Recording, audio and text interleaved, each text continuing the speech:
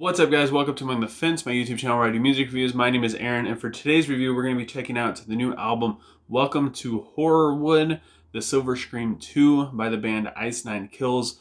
For those of you who don't know who this band is, they are a metalcore band from Boston, Massachusetts. They started around the year 2000, and this is their 6th studio album, and they didn't really become a big, well-known band until they released their last studio album, which was The Silver Scream, where they kind of focused more on a horror movie element themed thing in their music.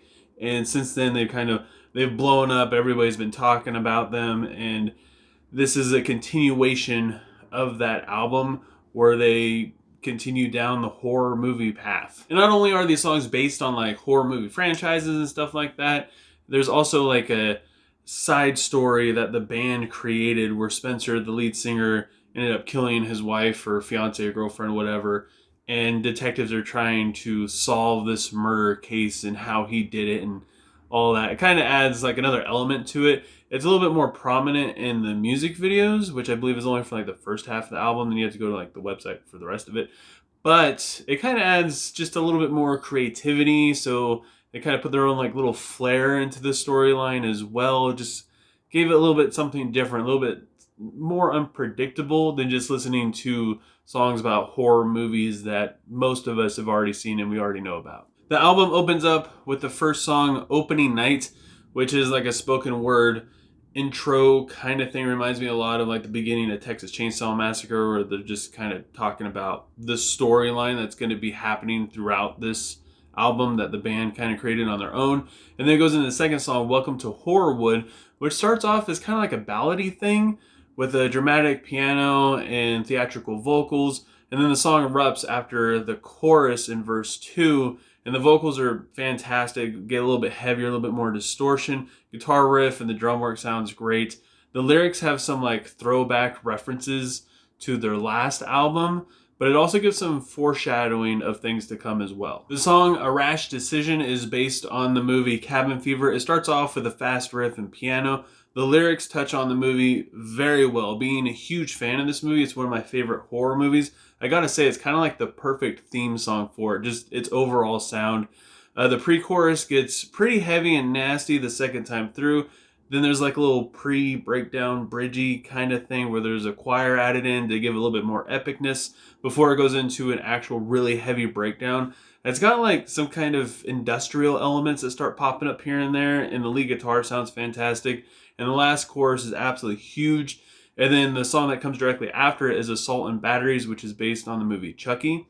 I did a review on this song when it first came out. I gave it a 5 out of 5, so it kind of tells you what I think about it. I'm not really a huge Chucky fan. In fact, that's my least favorite horror movie franchise out of all of them. But they made this song a lot of fun with a lot of great like references in the lyrics. It's very playful. It fits the Chucky theme very well. And this is actually the song where I started to actually appreciate Ice Nine Kills for what they do. Then we have the song The Shower Scene, which is named after the famous scene from the movie Psycho. The vocals really portray someone who's kind of crazy, specifically in their performance. The drums in the verse is absolutely awesome, and the chorus is, of course, huge. Has a really nice hook, and the music creates a lot of emotion, especially going from the verse to the chorus. The breakdown has the famous violins from the soundtrack of the song, which is one of my favorite parts on this entire album. And it really adds, again, a lot more emotion when you mix it with the orchestration at the end of the song. Funeral Derangements is based on the song Pet Sematary, which comes in super heavy with the deep growl and chunky guitar and dissonant lead parts. The breakdown thing that happens between like the pre-chorus and the chorus is a super nice touch. The vocals going back and forth from heavy to distorted gives a lot of uncertainty. The first breakdown that comes in has really low guttural growls and a very technical guitar passage, and then we get a second breakdown that has a very haunting lead melody, and the lyrics that just make the song so much better. I'm not very familiar with Pet Sematary. I haven't seen the new one. I've seen the old ones, and I probably should read the book, but this is one of my favorite songs on this album. The song Rainy Day is based on Resident Evil, which it starts out with an action-packed kind of sounding riff. The vocals sound a little robotic, which is a nice touch from the video games. The chorus is pretty catchy and it gets stuck in your head for a while, at least after as many times as I listen to it. There's lots of zombie sounds and like gunfire stuff going on in the background. The breakdown was just kind of okay, and the chorus does become a little repetitive to me. I don't know. This song was fairly underwhelming, especially after hearing Bring Me the Horizons version of this song. It's just, I don't know. I'm not the hugest fan of Resident Evil, even though I love zombies. And this song, I was just over it before I even started listening to it.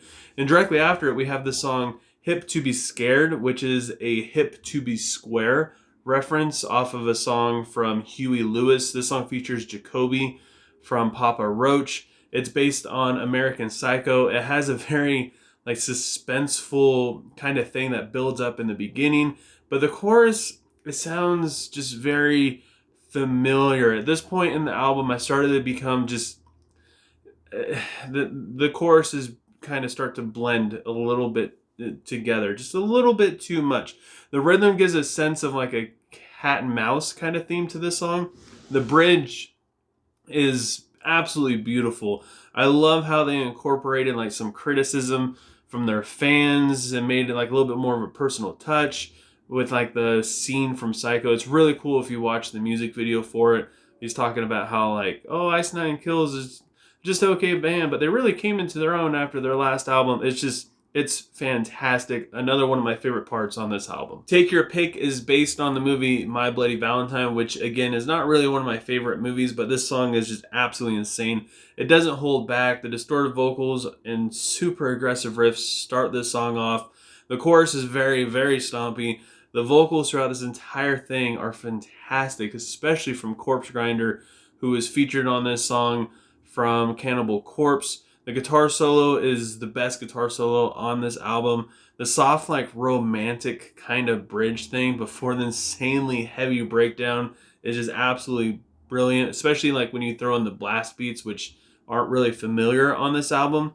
It really separates this song from the rest. It creates a huge sense of uneasiness, especially in the riff pattern. This song is just fantastic, and Corpse Grinder was the perfect feature for this one. Then we have back-to-back songs which are based on two of my favorite horror movies. The first one is The Box, which is based on Hellraiser. The second one is Fly, which is based on The Fly. The Box features Brandon from Atreyu and Ryan Kirby from Fit for a King. And Ryan Kirby makes this song. His vocals sound so freaking good. The chorus is absolutely amazing on the song, specifically for the lyrics and the rhythm pattern. It just makes it hit so hard. The breakdown is creepy and heavy. It made it kind of awkward though, going back into the chorus, which is clean, but I mean, it still works out. And the main melody throughout this entire song is fantastic. And The Fly starts out with like this synth beat, which is kind of cool because it's more of like a sci-fi, I believe this movie was made in the 80s kind of film. The verse has some chanting, which I wasn't a huge fan of, but then it all comes together in the chorus that has a very, very unique sound. I would say this is probably one of the better sounding choruses on this album just because it doesn't sound like the rest. And I do like how this song has like a sense of wonder to it. Like just because it's based on sci-fi and discovery and just doing something different. And it does have like a sing-along quality, which is kind of nice as well. Worst Vacation is based on Hostel. It starts out with a very groovy dynamic riff and some synth that becomes heavy in the verse. The chorus isn't quite as epic as I was expecting or hoping for. I'd say that out of all of them, this one lacks like the most personality. The second verse does become pretty gnarly though, with a lot of different sounds going on. You can basically hear something different every time you listen to this for a while. It's got a chuggy guitar riff, and I really love that they threw in some German lyrics just to add a little bit more to it, but it still, honestly, still kind of fell flat for me. The song Ex Mortis is based on Evil Dead. The synth adds a lot to this song, and the vocal dynamics really make this story come alive. The chorus, I gotta admit, it's a little cheesy, but kind of in a good way. The breakdown is super heavy, and I love that they threw in like a groovy reference in there. The closing track on this album is titled Farewell to Flesh. It is based on Candyman. It starts out with a very playful piano piece that gets a little bit of synth after the first verse. The second verse has some fast guitar tapping, which sounds fantastic, and the second chorus has a very strong melody. The best breakdown on this album, I would have to say, it's got a lot of technicality from it. Like the lead guitar parts in this song are probably the best, and they definitely make this song. And I love the lyrics in it as well. I like the line, "There's nothing sweet about me," another Candyman reference. I love how they played it in there. The bridge is gentle at first, but then it explodes with a lot of passion, which you don't really get in this song until that point. And the outro is one of the best moments again on this album.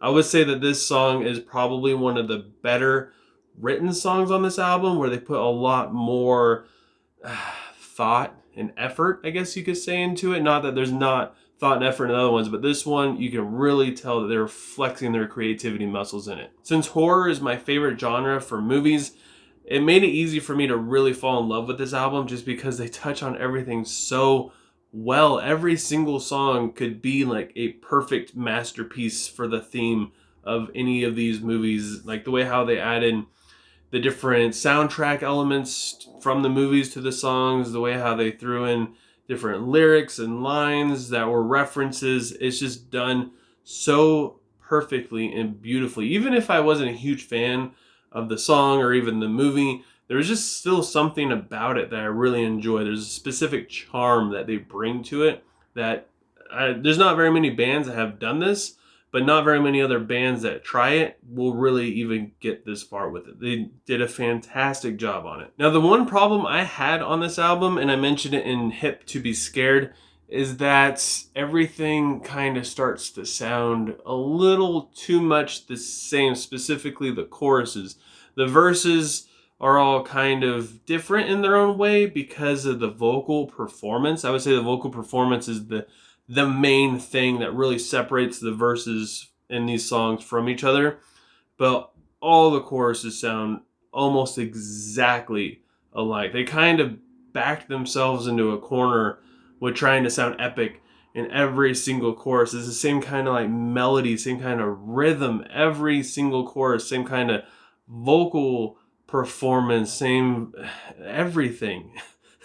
The choruses became so dull to me after a while. When I listened to this album, I think I probably listened to it about 6 times during this review, let alone a couple times before, just to kind of get a feel for it, had it on in the background and stuff. I mean, once a chorus comes in, if you don't really know what he's saying, if you're not actually paying attention, you don't even realize it's a different song because they all sound completely the same. And because of that,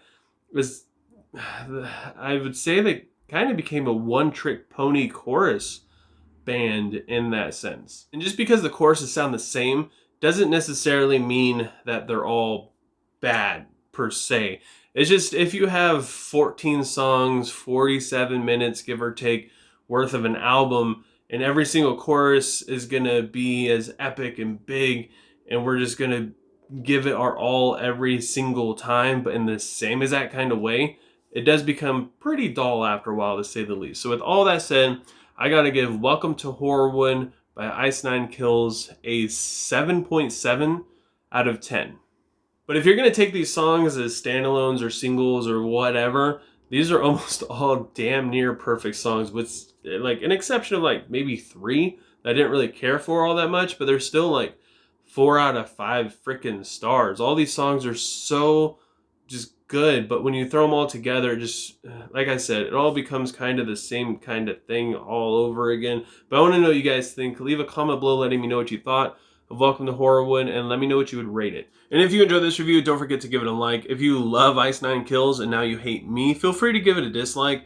But at the same time, leave a comment below letting me know why you love this album so much, because this is like album of the year for a lot of people from what I've seen. And I'm sitting here telling you my opinion, so I'd also like to hear yours on why you disagree probably very strongly with me. And if you have anything you want me to review, leave a comment below letting me know what it is, and I'll make it happen for you.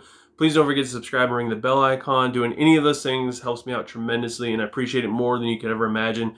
Even if you get to this point in the video and, like I said, you just hated it, even just watching this far, I appreciate it just so much. And thank you guys so much for watching. I hope you all have a good rest of your day or night whenever you happen to be watching this, and I will talk to you guys next time. I was